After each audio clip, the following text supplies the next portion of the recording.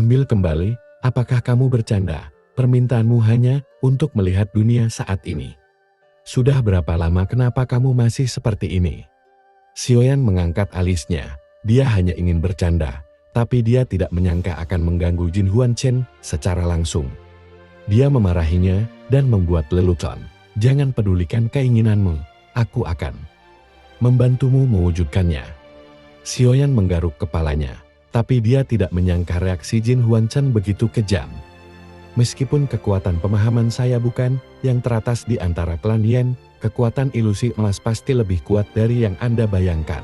Hanya setelah Anda menerobos tangan Anda, dapat merasakan emas Jinan En dengan lebih jelas dan kemudian secara bertahap akan meredah.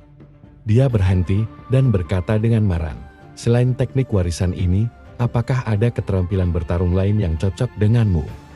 Anda tidak dapat menggunakan warisan Anda untuk mempermalukan diri sendiri. Tidak sebagian besar ingatan saya tentang kultivasi telah disegel. Sekarang dan perlu waktu untuk mengingatnya. Dengan kekuatanmu saat ini, kamu tidak akan bisa menampilkan kemampuan bertarungku. Sambil meringkuk bibirnya dan berkata saat Xiaoyan berbicara, klon jiwa terpisah dari tubuh aslinya. Mata Jin Huanchen berangsur-angsur menjadi terkejut. Melihat ke tengah alisnya, klon dari 8 bintang memiliki mata yang memprotes dan dewa kekuatan jiwa dari 3 bintang inilah yang Anda katakan tentang cinta 3 orang. Mereka semua adalah klon, tetapi klon saya bukanlah jiwa, tetapi tubuh terpotong oleh darah jiwa. Xiaoyan tersenyum dan berkata, apakah kamu selalu segila itu? Jin Huanchen memandang Xiaoyan dengan tatapan yang sangat aneh. Dia berkultivasi dengan cara yang berbeda.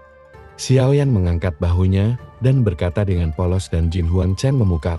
Xiaoyan melihat sekali dan tidak berkata apa-apa lagi. Di balik kekuatan jiwa, terdapat garis emas yang digariskan sepanjang garis otot. Inilah lambang teknik yang diwarisi oleh dewa fantasi emas. Inilah garis yang dimiliki tubuh asli dan klon pada waktu yang sama. Dengan kata lain keduanya mendapat manfaat dari warisan dewa fantasi emas. Pada saat yang sama dan mendapatkan tubuh emasnya.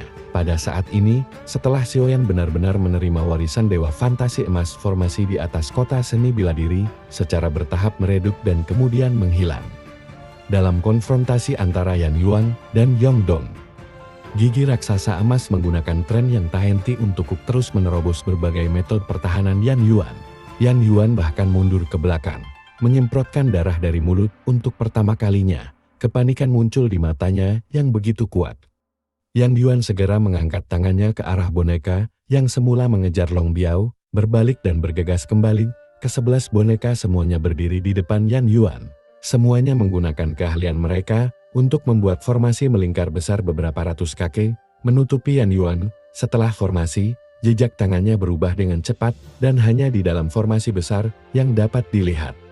Telapak tangan yang dipenuhi aura kuno. Hanya daging dan darahnya yang menonjol keluar dan tampak busuk dan berbintik-bintik. Aura yang terpancar darinya membuat Yongdong mengangkat alisnya dan juga membuat Xiaoyan yang sedang menyaksikan pertempuran di kota istana bela diri menyusut sedikit. Di dalam formasi ini sebenarnya terdapat tubuh fisik jiwa. Xiaoyan bergumam bahwa meskipun itu adalah lengan yang busuk, aura yang terkandung di dalamnya tidaklah buruk. Itu juga merupakan tubuh jiwa. Jadi wajar untuk mengenalinya secara sekilas cukup sulit. Namun saat formasi kosong, perlahan menghilang di istana. Mata Yonglong tiba-tiba berubah dan jari-jari yang ditembakkan ke udara tiba-tiba terguncang. Sebagian besar cahaya keemasan menghilang dalam sekejap. Dia jauh dari mengetahui apa terjadi dan merasakan mata Yongdong. Melemahnya Dukui langsung membuat Yan Yuan makin percaya diri.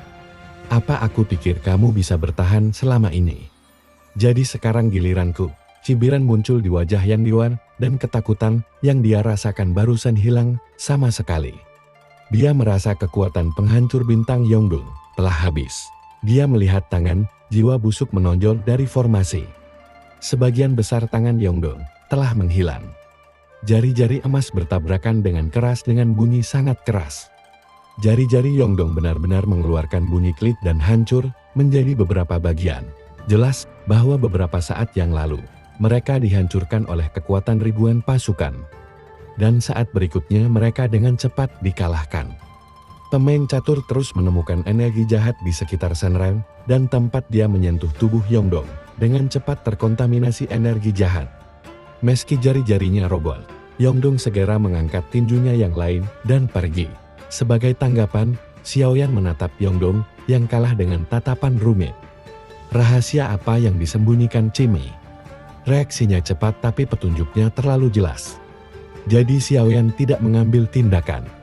Dia ingin melihat berapa lama Yongdong bisa tampil dalam pertarungan. Dan sekarang makna emasnya begitu kuat. Bahkan jika itu adalah pukulan 82 lingkaran Dewa Surgawi saya. Dibutuhkan kekuatan jiwa bintang 9 untuk dapat bersaing dengannya. Saya bahkan tidak berani mengatakan bahwa itu dapat mengalahkan pertahannya. Xiaoyan bergumam dengan suara pelan. Sambil memikirkannya, suara Jin Han Chen tiba-tiba terdengar. Dia teringat gerakan yang baru saja dia lakukan. Saya ingat kekuatannya bernama Zuk Xinje. Pasti tidak mungkin ditampilkan tanpa bantuan kekuatan bintang yang hancur. Meskipun ini bukan teknik terlarang. Ini juga merupakan keterampilan bertarung inti dari klan Yuan Chen. Xiaoyan tidak bertanya, hanya menggumamkan beberapa kata dengan suara rendah. Kata Jin Huan Chen.